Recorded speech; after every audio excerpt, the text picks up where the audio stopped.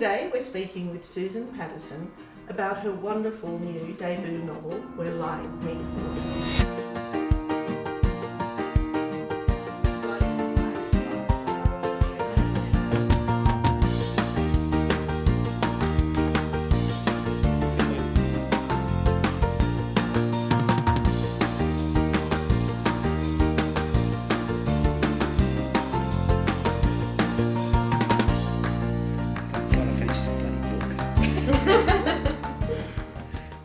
Welcome, Susan. Welcome to the show. Thanks so much for having me, Cheryl. Oh, wow, what a book. What a book. Wow, wow, wow. Thank you. Where Light Meets Water. Where did that come from? Well, the literal inspiration was the death certificate of my great-great-great-grandfather, who was a ship's captain and a maritime oil painter in the 19th century. And it came completely out of the blue, to be honest. I was actually in Sydney visiting some family, and my mum had come over from New Zealand, and we went to see a cousin of hers who was a bit of a family historian. And she pulled out this death certificate of my relative, and it showed. Why? Well, she was doing a bit of research into that part of the family, I believe, and I honestly had not had a huge amount of interest in that or in family history. Our family have always sort of told stories about different things, but it was very unexpected, and the death certificate showed that he died in Yokohama, Japan in 1873, which was quite surprising, obviously. I mean, Japan hadn't been open to trade for that long at that period, after they'd been in sort of seclusion for a couple of hundred years.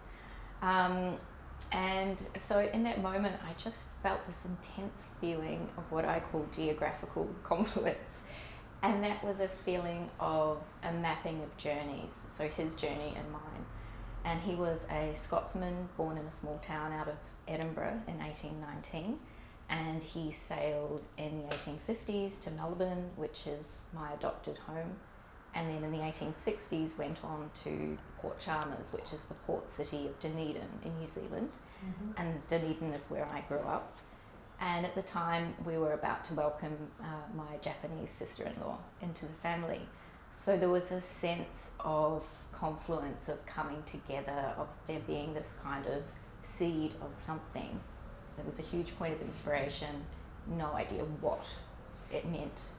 You know, what story it would be, who the characters might be, what would happen. Had you thought about writing? Yes, I had thought about writing.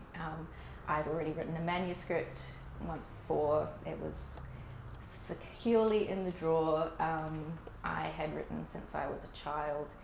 I had done the sort of typical writing in journals, and I wrote a lot of poetry as a young girl, as often we do, to work out our thoughts and feelings about things. And I'd always sort of dreamt of becoming a published author. Mm-hmm. What was your career? Had you chosen another path, thinking that I'll hedge my bets, I'll do this, and while I'm doing that, I'll start writing? I trained as an editor, as a book editor. Oh, you didn't veer too far. I didn't away, veer too far. You? No. I mean, I always loved language and reading, but it turned out that I have a sort of natural bent for the editorial side of things as well. So I studied a course at RMIT in Melbourne, the professional writing and editing, which gave me this vocational skill of being an editor. While giving me access to teachers who took me on the path towards my creative writing with novel and poetry.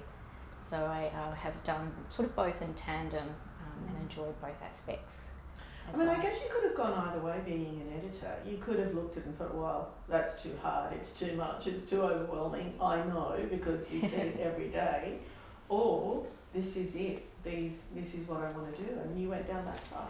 Well, I always knew right from when I was young that even if I didn't have a concrete path in front of me as an author, and that certainly didn't come for many years after writing a lot, but I always thought of myself as a writer, someone whose place in the world was through language, through words, through story, and that was where I felt comfortable and most confident of my expression, I suppose. Out of the many people, the many writers I have interviewed, there's not many that thought as a child that I'm going to be a writer. They loved reading. That seems to be a common thread with a lot of people, authors I speak to.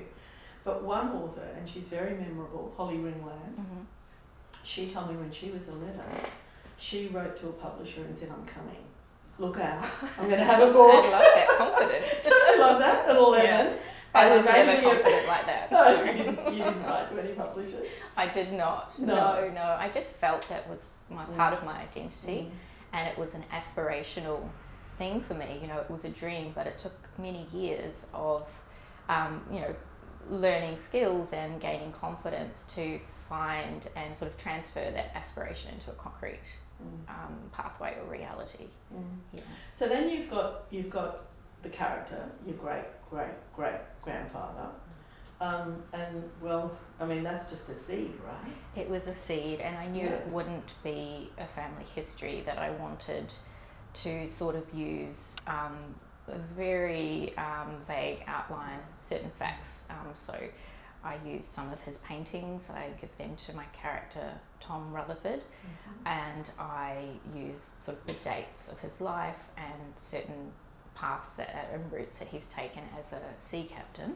So Scotland, London, Melbourne, New Zealand, and I've used them essentially as a springboard for a fictional character.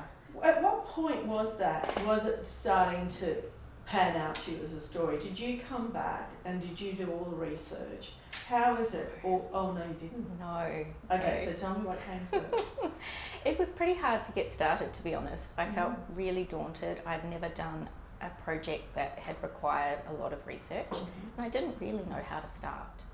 And I think the problem I realised was that I felt that I had to do so much research about every single aspect of this character and this story. However, I didn't know what that story was, and in the end I researched and wrote in tandem. I felt that I needed to start with story and start with character. That would then inform what I needed to research. Then I would come back, and it was sort of a dance between the two things.